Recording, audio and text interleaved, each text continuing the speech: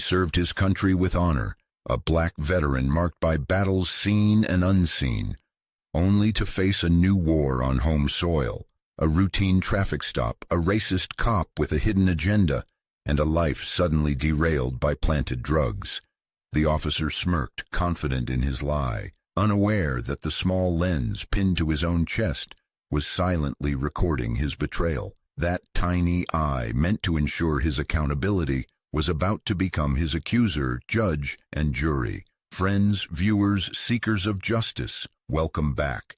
We're truly grateful you've chosen to join us for another story that we believe needs to be told. The narrative you're about to delve into is a stark reminder of how power can be corrupted and how easily the lives of the innocent can be shattered by those sworn to protect. It's a journey into the heart of a betrayal, but also a testament to the unyielding power of truth, even when it's hidden in plain sight. If this is your first time with us, we'd love for you to drop a comment below, sharing where you're tuning in from. Building our community is paramount. And if stories that challenge, ignite conversation, and inspire a stand for what's right resonate with you, please consider subscribing and clicking that notification bell. Our mission here is to amplify voices that have been silenced and to champion the narratives that can spark real change. Your support empowers us to continue this vital work. Thank you for being here. Now prepare yourselves, for this is a story of a battle fought not on a foreign field, but on the streets of home, where the greatest weapon against injustice turned out to be the deceiver's own unblinking eye. Sergeant Elijah Carter, or Eli, as his close friends and family knew him, was a man carved from resilience and quiet strength. At 32, his lean frame still carried the unmistakable bearing of a soldier, a discipline honed through 2 grueling tours in the rugged mountains and unforgiving deserts of Afghanistan. His eyes, a deep, thoughtful brown, had witnessed horrors that most people only glimpsed in newsreels, yet they retained a warmth, a spark of hope that even the crucible of war hadn't extinguished. He'd returned to his hometown of Oak Haven, New York, not as a conquering hero demanding adulation, but as a son seeking solace, a man yearning to trade the cacophony of combat for the gentle hum of civilian life. Oak Haven, nestled in the picturesque Hudson Valley, with its quaint Main Street and canopy of ancient oaks, seemed like the perfect antidote to the chaos he'd endured. It was a town that prided itself on its tight-knit community, its historical charm, its perceived immunity from the harsher realities of the wider world. Eli, however, knew that even the most idyllic landscapes could hide treacherous undercurrents. His transition hadn't been seamless. The echoes of IEDs and the ghosts of fallen comrades sometimes stalked his sleep. The easy camaraderie of his platoon was replaced by a civilian world that often felt alien, its rhythms and concerns far removed from the life-and-death stakes he'd grown accustomed to. But Eli was a fighter, not just on the battlefield, but in the quiet war for his own peace of mind. He channeled his energy, his meticulous attention to detail, and his innate skill with mechanics into realizing a lifelong dream, opening his own auto repair shop. Carter's Custom and Repair was more than just a business. It was a sanctuary, a place where he could create, mend, and find a tangible sense of purpose. The 2-bay garage, initially a rundown shell on the less-traveled south side of town, slowly transformed under his diligent hands. He painted the walls a clean, bright white, organized his tools with military precision, and installed a vintage coffee machine that always had a fresh pot brewing for customers. Word spread through Oak Haven about the new mechanic, not just about his skill. He could coax life back into the most stubborn engines and diagnose problems with an almost intuitive grace, but about his honesty. In a trade where upselling and unnecessary repairs were common, Eli was a beacon of integrity. He'd explain every issue in clear, simple terms, offer fair quotes, and often go the extra mile without adding to the bill. He treated Mrs. Gable's aging sedan with the same care as Mayor Thompson's classic convertible. His clientele grew steadily: local families, small business owners, even a few car enthusiasts who appreciated his passion for classic restorations. He was building more than a business. He was weaving himself into the fabric of Oakhaven. One satisfied customer, one friendly chat over a greasy engine block at a time. He was a black man in a town that was, on the surface, welcoming, but like many such towns, harbored its own unacknowledged biases, its own subtle lines of demarcation. Eli, focused on his work and his healing, chose to believe in the good he saw, hoping his character would speak louder than any preconceived notions. His hidden power wasn't a secret fortune or influential connections. It was far more intrinsic. It was the bedrock of his integrity, forged in the fires of combat and tempered by a profound sense of duty.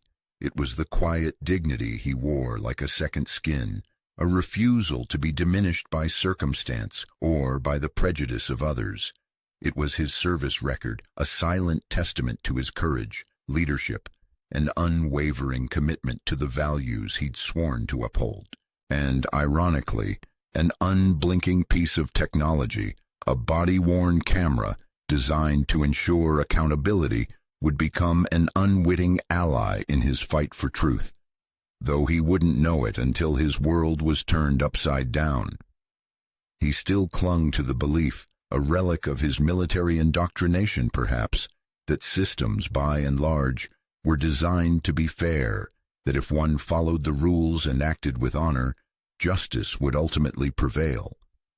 But Oakhaven, for all its surface charm, had its own share of institutionalized shadows, personified most acutely by Officer Dean Maxwell.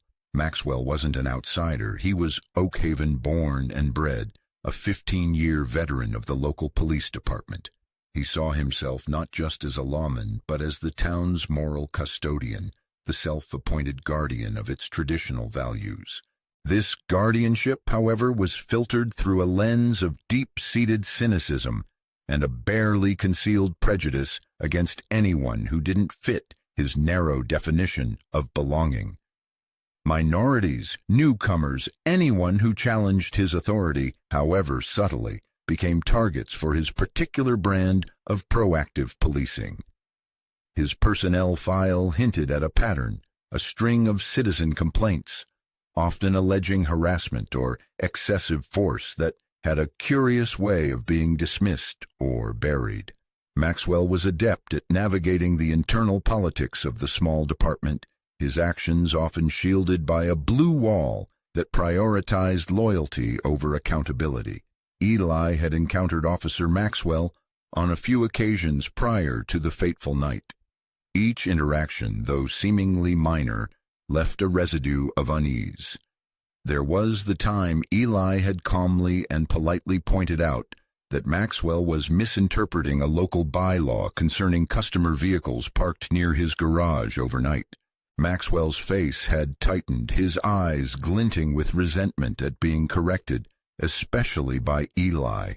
Another time, Maxwell had pulled Eli over for allegedly rolling through a stop sign, a claim Eli knew was false. Maxwell had let him off with a patronizing lecture and a smirk that felt more like a threat than a reprieve.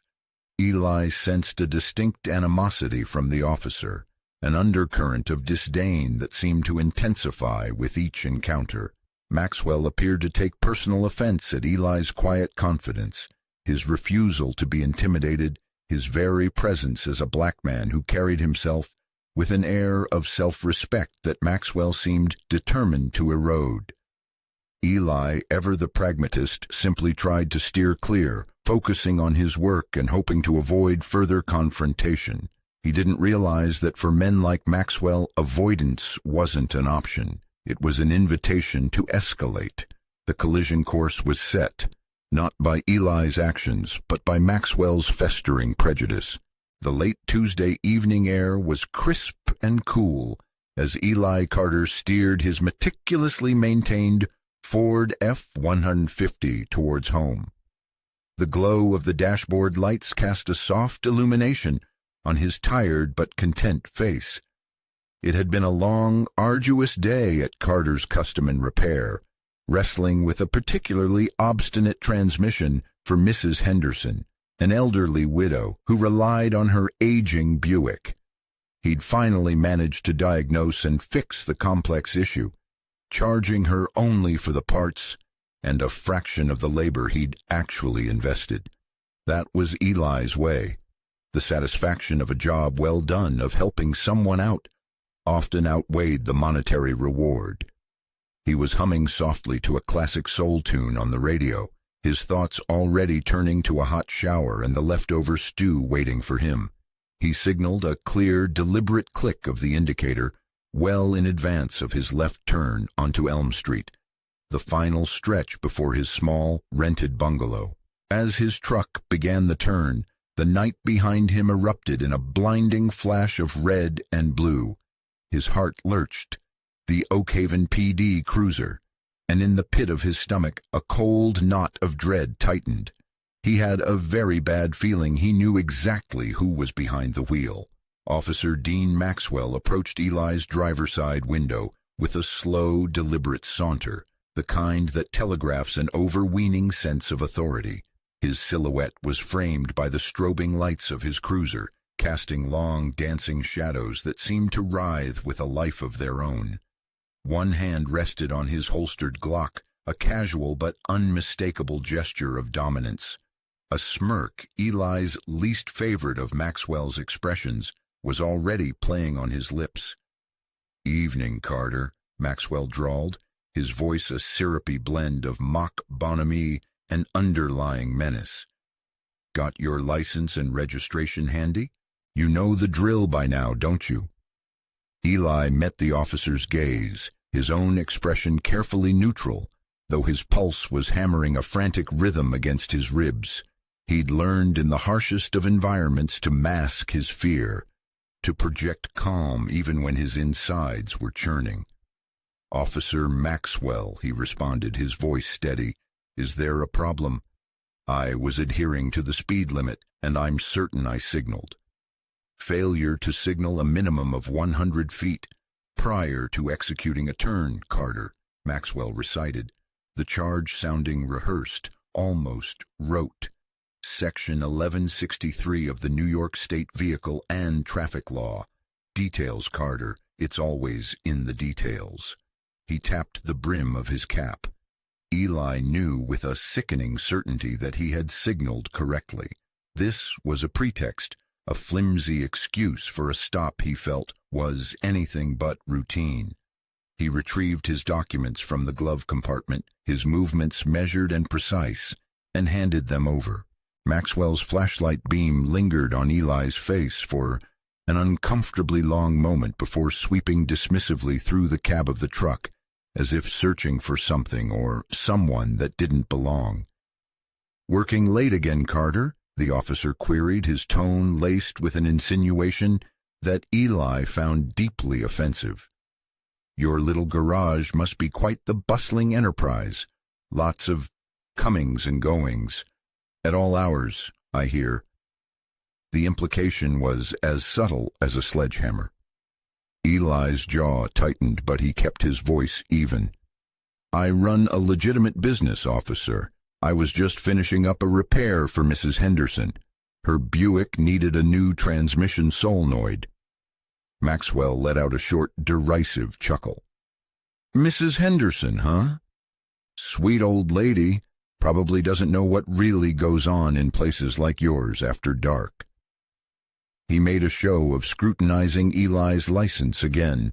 Then, with a sigh that seemed to convey profound boredom, he handed the documents back. "All right, Carter. Do me a favor and step out of the vehicle, please." A jolt of alarm shot through Eli. "Step out?"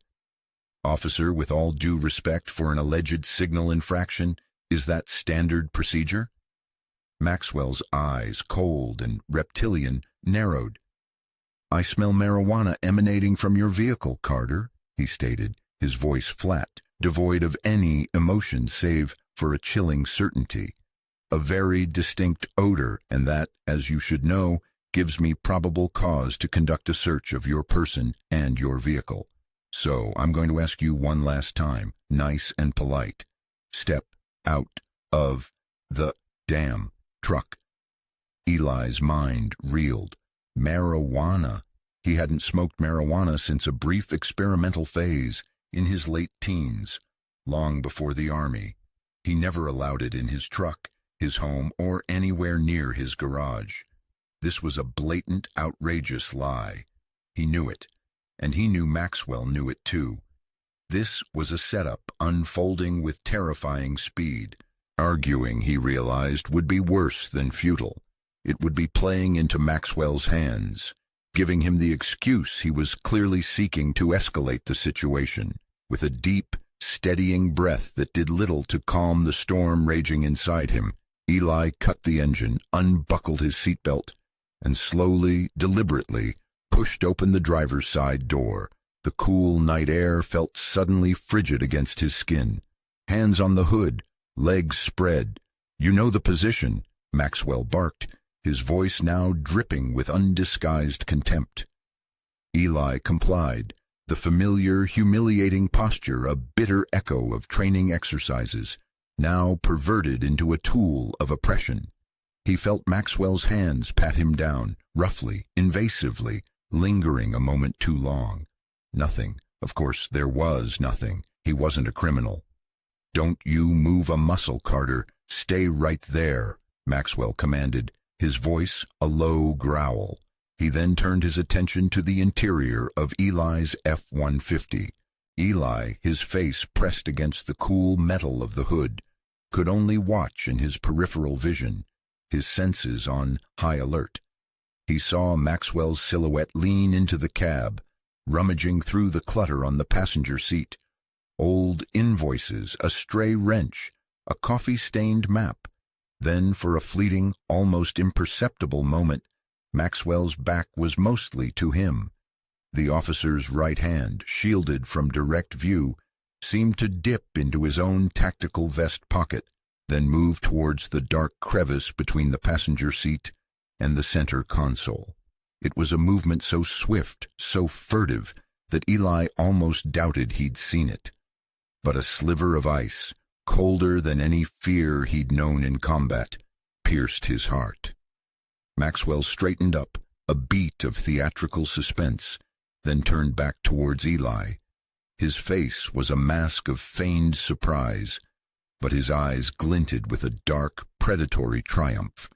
In his gloved hand, he held aloft a small, clear plastic baggie. Inside, a significant quantity of a crystalline white powder glittered malevolently under the harsh glare of the cruiser's takedown lights. "Well, well, well, Sergeant Carter," Maxwell sneered, his voice dripping with sarcasm. "What have we here? Looks like your legitimate business has a rather profitable and highly illegal sideline. Didn't think we'd find your little stash, did you?" Eli stared at the baggie, his throat constricting, his mind struggling to process the blatant fabrication. This wasn't just an arrest. This was a deliberate, malicious act of destruction. "That is not mine," he managed to say, his voice a hoarse whisper. "I have never seen that bag before in my entire life. You planted that, Maxwell. You know you did." "Oh, I don't know anything of the sort, Carter," Maxwell retorted, his smirk widening. "What I know is that I just discovered a substantial amount of what appears to be methamphetamine in your vehicle during a lawful stop, and that means your hero days are well and truly over. Elijah Carter, you are under arrest for possession of a controlled substance with intent to distribute." The metallic ratchet of the handcuffs, as they bit into Eli's wrists, was a deafening roar in the sudden silence of the night. It was the sound of a life being stolen, a reputation being murdered, a future being annihilated by the poison of one man's hate. As Maxwell roughly maneuvered him towards the back of the police cruiser, Eli caught a fleeting glimpse of the officer's chest. There, just below the gleaming silver badge, was the small, dark, unobtrusive lens of his body-worn camera. A silent, electronic witness. A flicker of something. Momentary concern. Fleeting doubt. Crossed Maxwell's face as he too seemed to become aware of its presence again. But it was gone as quickly as it appeared, replaced by his customary arrogant confidence. He clearly believed his word, his uniform, his carefully constructed lie would be more than enough to bury any inconvenient truth the camera might hold. He had no earthly idea how devastatingly wrong he was about to be. The cold, unforgiving steel of the handcuffs was a brutal shackle not just on Eli Carter's wrists, but on his spirit. The world, which had already felt precarious since his return from the war, now seemed to tilt and shatter around him. Being shoved into the back of Officer Maxwell's cruiser was an experience in profound degradation. He, Sergeant Elijah Carter, who had led men through hails of gunfire, who had comforted dying comrades, who had worn his uniform with pride and an unshakable sense of duty, was now caged like an animal, accused of a crime so antithetical to his character that the very thought was a physical pain. The stale, metallic scent of the police car, mingled with the faint, lingering aroma of cheap disinfectant and desperation, filled his nostrils, threatening to suffocate him. News of Eli's arrest ripped through the small, interconnected community of Oakhaven with the speed and destructive force of a wildfire. Decorated war hero arrested in major drug bust, screamed the headline in the Oakhaven Chronicle the next morning, the sensationalism a stark betrayal of journalistic objectivity. Maxwell, it turned out, had an obliging contact at the paper, eager for any scoop that cast the local PD in a proactive light. The story, fed by Maxwell's carefully curated narrative, painted Eli not as a respected veteran and local businessman, but as a fallen angel, a man whose wartime trauma had perhaps led him down a dark and criminal path. The insidiousness of the lie was its plausibility to those who didn't know Eli, to those quick to judge or eager to believe the worst, especially when the accused was a black man in a predominantly white town. The fallout was immediate and devastating. His phone, when he was finally allowed a call after hours in a holding cell, was a barrage of bewildered and concerned messages from his small circle of Army buddies, but also chilling silence from others. At Carter's Custom and Repair, the phone rang with cancellations. Appointments made weeks in advance evaporated. Supplies he'd ordered were abruptly put on hold by vendors, suddenly wary of associating with him. The carefully built trust, the reputation for integrity he had painstakingly cultivated, seemed to disintegrate overnight. Neighbors who had once shared a friendly wave or a morning greeting now crossed the street to avoid him, their faces averted, their silence a heavy cloak of condemnation. The presumption of guilt, fanned by gossip and Maxwell's self-serving leaks to community forums about Carter being under surveillance for suspected illicit activities for months, settled over Eli like a suffocating shroud. He felt the invisible walls of suspicion closing in, isolating him in a prison built of whispers and lies, long before any judge had banged a gavel. His arraignment was a surreal, out-of-body experience. The courtroom was cold, impersonal. The charges were read out in a monotone drone by the court clerk. Possession of a Schedule II controlled substance, methamphetamine, with intent to distribute. Maxwell, Eli learned with a fresh wave of despair, had field-tested and weighed the planted drugs, claiming an amount just over the threshold for a more serious felony charge, adding years to the potential sentence. Bail was set at a staggering $250,000, a sum so far beyond Eli's reach it was laughable, a clear indication that the system intended to keep him locked away. He was fingerprinted, photographed, his dignity stripped away layer by layer.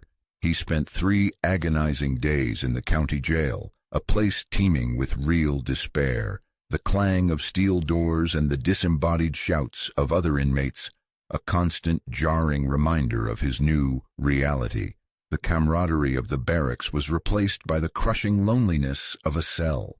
His military discipline the only thing keeping him from surrendering to the abyss. Just when the darkness threatened to consume him entirely, a sliver of light appeared in the form of Sarah Jenkins. She wasn't what he'd expected, young, barely out of law school, with a determined set to her jaw, and eyes that burned with a fierce, almost startling intensity. She was a public defender assigned to his case because he couldn't afford private counsel. Oakhaven's legal community was small, and most established attorneys were reluctant to challenge Officer Maxwell, a powerful figure in the local justice system, especially with what appeared to be damning physical evidence. Sarah, however, was undeterred by local politics or established hierarchies. She believed, with a conviction that was both refreshing and, Eli feared, perhaps naive, in the foundational principle of innocent until proven guilty. "Mr. Carter," she began, her voice surprisingly firm as they sat across from each other in the jail's bleak, echoing interview room. "I've read Officer Maxwell's report, I've read your service record, and I've listened to you. There are inconsistencies, things that don't add up." She paused, her gaze direct. "I need you to tell me everything from the moment you saw those lights in your mirror. Every detail, no matter how small. And I need you to tell me if those drugs were yours." Eli looked at this young woman, a lifeline he hadn't dared hope for. He took a deep breath and recounted the events of that night, his voice low but steady, the humiliation still raw, but his resolve to fight hardening with every word. "Those drugs were not mine, Ms. Jenkins," he concluded, his eyes meeting hers. "I swear on the memory of every soldier I ever served with. Officer Maxwell planted them. I didn't see him do it clearly, not the whole thing, but I saw enough. I saw his hand go to his vest, then to the seat. He set me up." Sarah listened without interruption, her pen flying across her legal pad, her expression a mixture of intense concentration and growing indignation. When he finished, she was silent for a long moment. Then she looked up, a new fire in her eyes. "Okay, Eli, may I call you Eli? I believe you, and if you're telling the truth, then Officer Maxwell didn't just arrest you. He committed a serious crime. Our first, most critical step is to get our hands on every piece of discovery. That includes the full police report, any witness statements, though I doubt Maxwell will claim there were any for this. And crucially, any and all body-worn camera footage from Officer Maxwell from that entire shift. If he did what you suspect and that camera was rolling as it should have been, it's our best chance to prove it." The fight for that BODYCAM footage became an immediate battle of wills. The Oakhaven prosecutor's office, led by District Attorney Thomas Henderson, initially dragged its feet. Sarah's formal discovery requests were met with a series of frustrating delays and vague excuses. The footage is currently being processed. It's part of an ongoing internal affairs review. There may be technical difficulties with the file. It was a clear pattern of stonewalling, designed to wear down the defense, to protect one of their own. They likely assumed that a new public defender, faced with such resistance and the seemingly irrefutable evidence of drugs found in Eli's truck, would eventually advise her client to take a plea deal. They had severely underestimated Sarah Jenkins. She was a bulldog in a pantsuit. She filed motions to compel, citing state transparency laws and Eli's unequivocal constitutional right to any potentially exculpatory evidence. She argued passionately in court, her youth belying a keen legal mind and a refusal to be intimidated by the more seasoned prosecutor or the impatient judge. She pointed out that department policy mandated continuous recording during all enforcement stops. "If the footage exonerates Officer Maxwell, Your Honor," she argued, her voice ringing with conviction, "then the prosecution should be eager to produce it. Their reluctance speaks volumes." Meanwhile, Eli's life remained in agonizing limbo. His army buddies, loyal to the core, had pooled their resources, mortgaged what they could, and finally, after 3 weeks that felt like 3 years, managed to scrape together enough for a bail bondsman. Freedom, however, was a fragile thing. He was free from jail, but not from the accusation that clung to him like a shroud. His garage remained shuttered, the closed sign a constant mocking reminder of his stolen livelihood. His savings were evaporating, eaten away by living expenses and the preliminary legal fees Sarah was trying to minimize. The VFW post, a place he once considered a second home, became a source of anxiety. Some members offered quiet support, their handshakes firm, their eyes conveying belief. Others, however, kept their distance, their conversations ceasing when he approached, their skepticism a palpable weight in the air. The isolation was profound. The easy trust he once had in his community, in the institutions he'd sworn to protect, was eroding daily. He found himself looking over his shoulder, startled by sudden noises, the hypervigilance he'd fought so hard to overcome after his tours now reasserting itself with a vengeance. He wasn't just fighting for his freedom, he was fighting for his sanity, for the man he knew himself to be. And Sarah Jenkins, armed with her law books and an unshakable belief in his innocence, was his only ally in a battle that seemed, at times, utterly unwinnable. The breakthrough, when it finally came, wasn't from a courtroom ruling or a change of heart within the DA's office.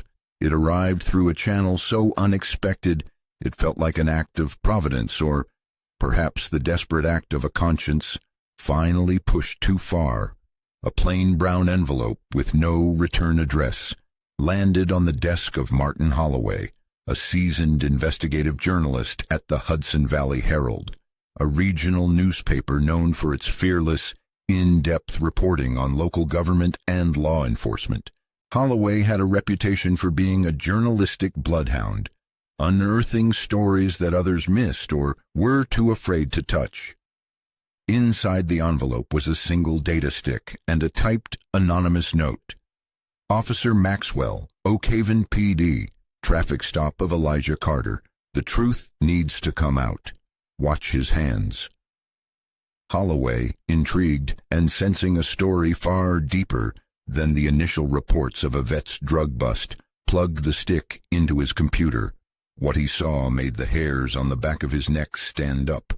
The BODYCAM footage was raw, unedited, and utterly damning. He watched, his stomach churning, as Officer Dean Maxwell went through the motions of the traffic stop, his dialogue with Eli Carter laced with condescension and veiled threats. Then came the search of the truck.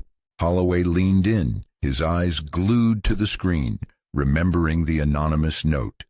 Watch his hands. Maxwell's body partially obscured the camera's view as he leaned into Eli's vehicle, but for 3 critical, heart-stopping seconds, as Maxwell shifted his weight, his right hand came into clear, sharp focus.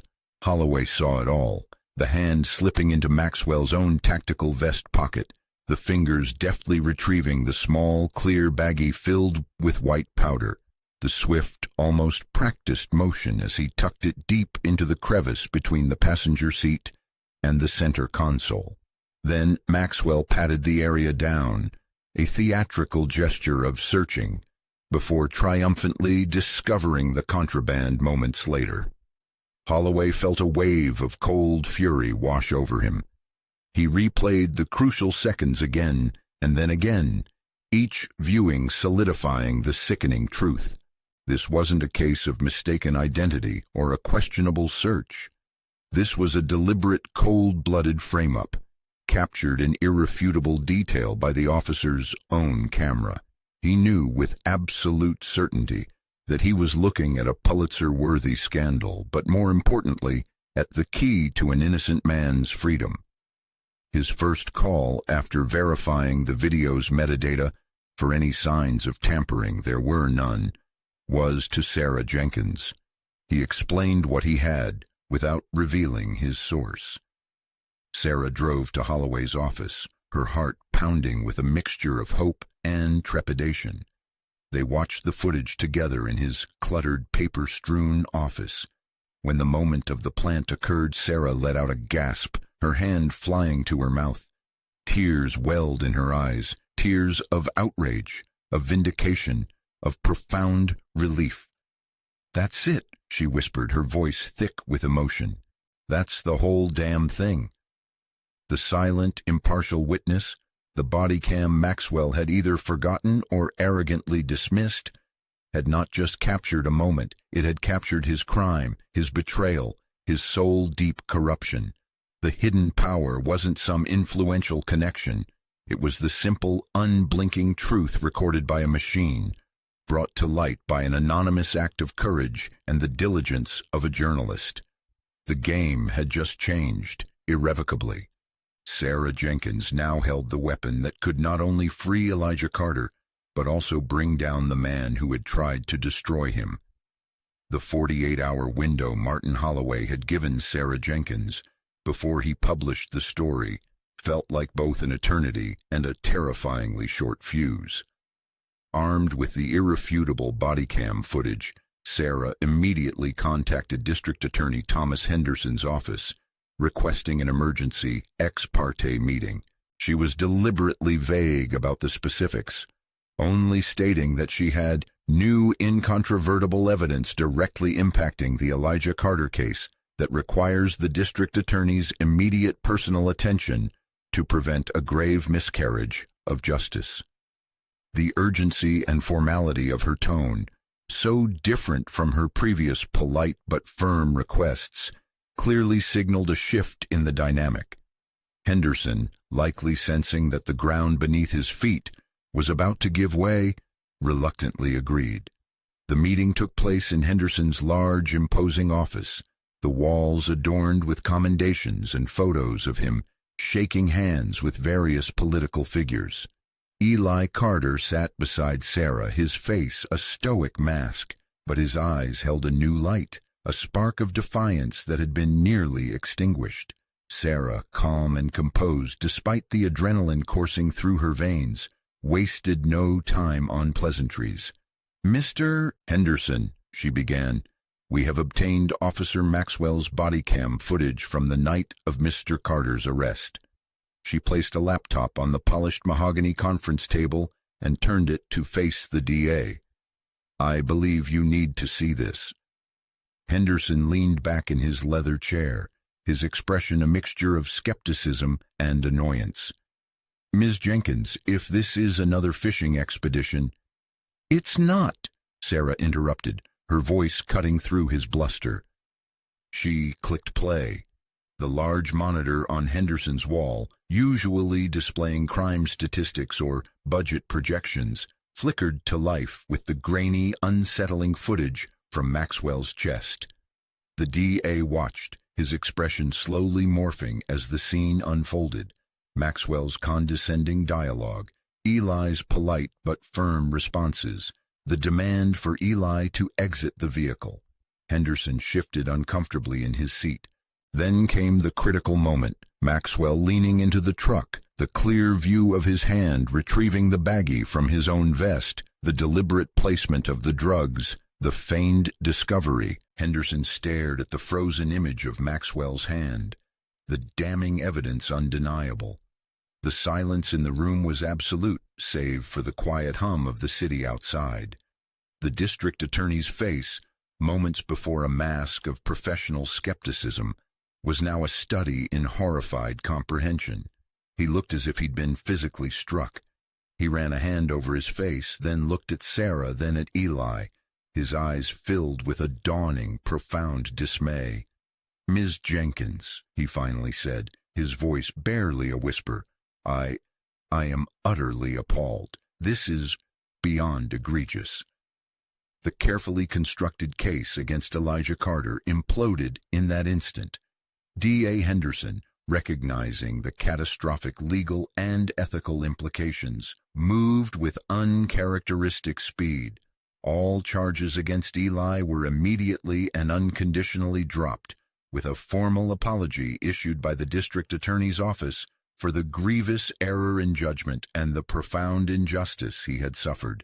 Officer Dean Maxwell was summarily suspended, arrested, and charged with multiple felonies, including official misconduct, perjury, and distribution of a controlled substance. The thin blue line in Oakhaven fractured under the weight of irrefutable video evidence and the ensuing public outrage when Martin Holloway's explosive story, complete with stills from the BODYCAM, hit the front page of the Hudson Valley Herald and was subsequently picked up by national news outlets. The anonymous whistleblower, never identified but hailed as a hero, had ensured that the truth, however ugly, would see the light of day. The Oakhaven Police Department was thrown into turmoil. Federal investigators descended, launching a sweeping probe into Maxwell's past conduct and the department's internal affairs practices. The hidden power in Eli's story wasn't wealth or connections, but the unblinking, impartial eye of a camera, coupled with the courage of an individual who dared to expose the rot from within. Eli Carter, his name cleared and his integrity restored, slowly began to rebuild his life and his business. The community, shamed by its quick judgment and inspired by his quiet resilience, rallied around him. Carter's Custom and Repair reopened, busier than ever, a testament not just to his skill, but to the town's collective desire for redemption. Eli's ordeal became a catalyst for profound change in Oakhaven, forcing a painful but necessary reckoning with the insidious nature of prejudice and the abuse of power, and reinforcing the vital importance of accountability for those sworn to protect and serve. His battle, fought not on a foreign field, but on the streets of his own hometown, ended not with the roar of cannons, but with the quiet, unyielding victory of truth. This story underscores the devastating impact of betrayal by those in power, but also the incredible resilience of the human spirit and the ultimate triumph of truth when brave individuals step forward. If Elijah Carter's journey from decorated veteran to accused citizen and his eventual vindication moved you, please support our channel by liking this video, subscribing, and hitting that notification bell so you never miss a story. Let us know your thoughts and where you're watching from in the comments below. Thank you for joining us in championing justice.